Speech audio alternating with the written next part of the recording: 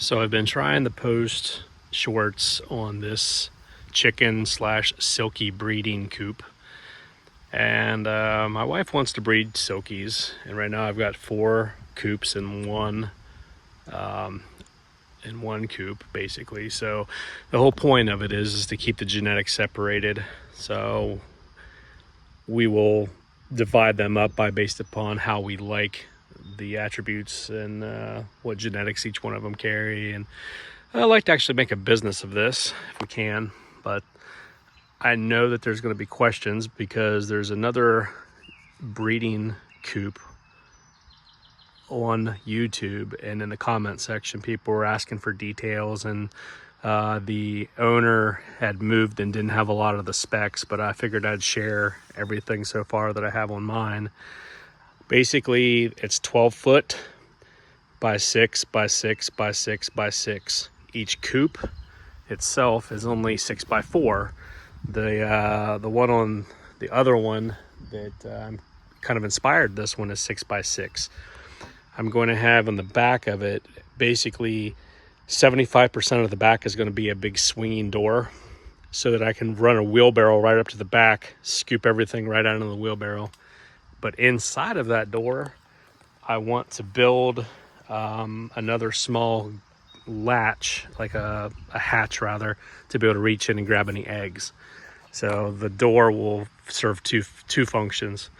But you only have 2 feet from here to here, which I think is plenty. Now this coop is on a little bit of a grade, and I couldn't sink post in the ground, even though we're in Ohio and you got a frost depth of 31 inches. My water line is buried through here somewhere and I cannot remember, and the last thing that I want to do is drill down with our auger and puncture my house's main water line. So I made this one. It's going to kind of float a little bit. I think it'll be fine floating, but leveling it out was a little bit of a pain. As you can see, that 2x6 treated 2x6 in the ground over there is almost at grade, where this one here is about an inch above grade. It's flush there and kind of comes out a little bit. So I'm going to bring in some gravel and some fill dirt, tamp this down so I can mow around it nice. But the interior, I'm only using essentially 6 foot 4x4s. So it's 2 feet from there to there, and then 4 feet from there to there.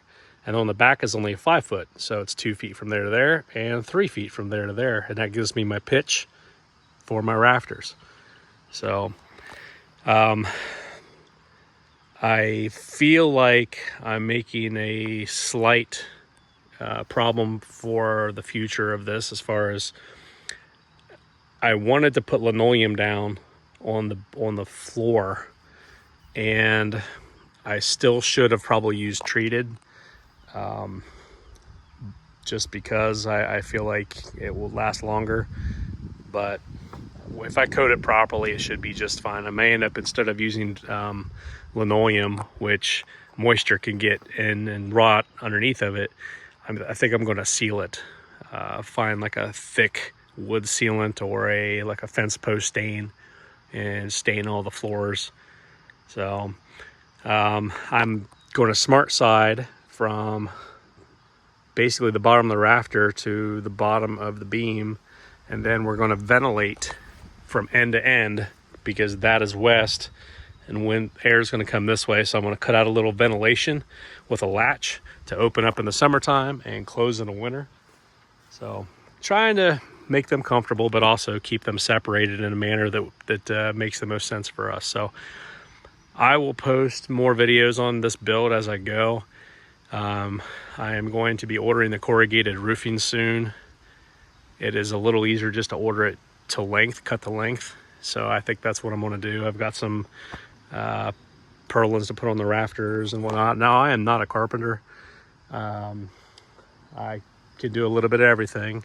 So I'm sure there's people pointing out to this right now, being, oh, that's not done right. I don't care. It's a chicken coop. So, you know,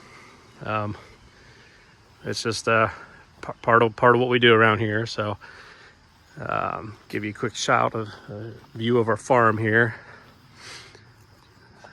So there's just a little bit of the countryside where we're at here in Ohio. So we got pretty blessed this weekend, and I got a lot done. So, all right, guys, thanks.